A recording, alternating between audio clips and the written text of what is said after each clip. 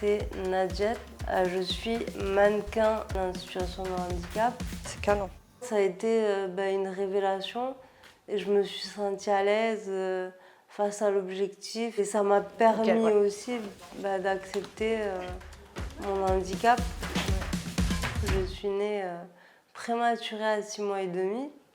J'ai manqué d'oxygène à la naissance, ce qui a engendré que la connexion entre mes jambes et mon cerveau ne s'est pas faite correctement. Et dans le cerveau, on a des cellules qui commandent les membres. Et celles qui commandent les jambes, elles sont légèrement grillées. Du coup, c'est à cause de ça que je ne marche pas, mais que je le vis très très bien. La Fashion Week, quand même, c'est pas tout le monde qui peut y aller.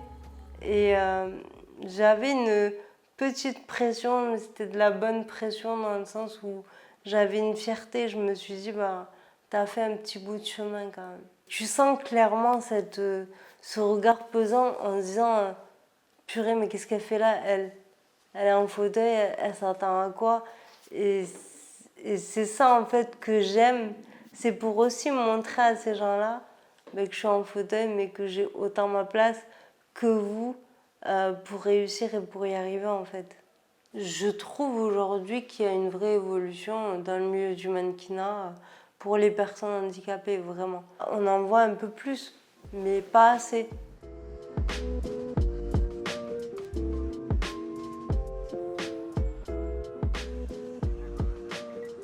Ça, c'est une cape qui est ouverte sur les côtés et ensuite qui est ouvert en bas. La personne qui est en fauteuil peut le mettre et ensuite ça recouvre cette partie-là recouvre les pieds.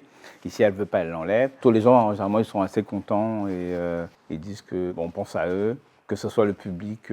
Handicap, eux, il y a aussi le côté fonctionnel, le côté pratique et au niveau de la matière, le style. Les personnes valides, eux, c'est plus le côté un peu original. L'idée, c'est venu d'une rencontre dans le métro, d'une jeune fille qui m'a interpellé et qui m'a dit « Pensez à nous, on aimerait bien avoir des vêtements fonctionnels, pratiques ». Et d'où est venu le projet où je me suis dit « Bon, pourquoi pas allier la mode et le handicap, deux univers qui ne sont pas communs ». Pouvoir proposer de l'inclusivité aux gens qui n'en ont pas forcément, surtout que la mode, c'est pas forcément très inclusif, c'est un lieu assez fermé ou quoi. Donc j'aimais bien les valeurs que cela du coup représentait. Ce que tu vas faire là, tu es comme ça, tu vois, si tu y arrives.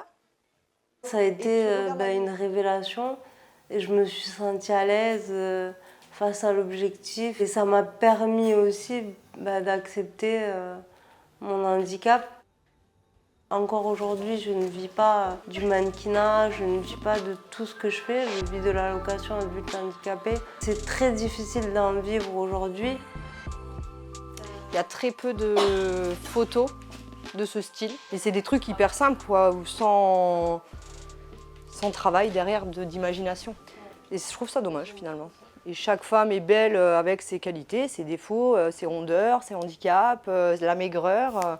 Et c'est vrai que mettre en valeur ça, je trouve ça mieux finalement que de faire une nana hyper bien gaulée, tu vois. Je trouve ça vraiment, ça a plus de charme et ça...